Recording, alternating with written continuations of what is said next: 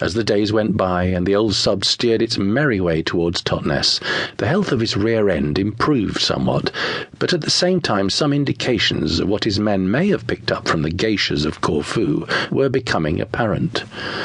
Small hints that all was not for them well were manifesting themselves in various ways that would have been obvious to a trained eye, or, more to the point, a nose.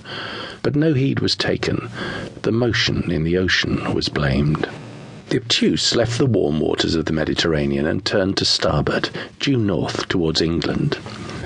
At Cape St. Vincent the changes became noticeable, with a swell rocking the boat sufficiently to make yet more of the crew unwell, who reacted accordingly in unison, with a yawning of many hues.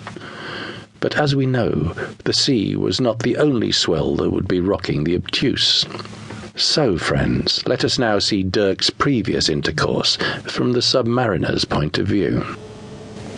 One day, Hal had been, as usual, trying to take his afternoon nap, only to be awoken much too soon by a strange thudding from the stern.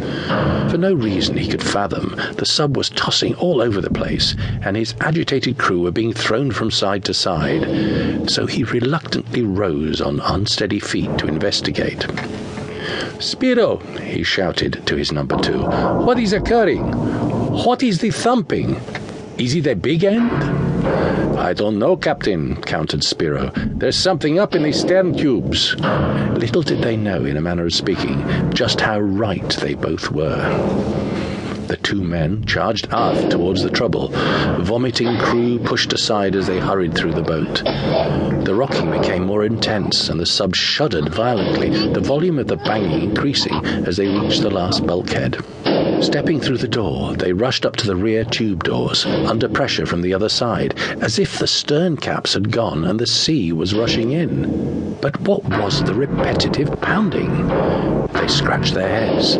Then they tried to fathom the problem.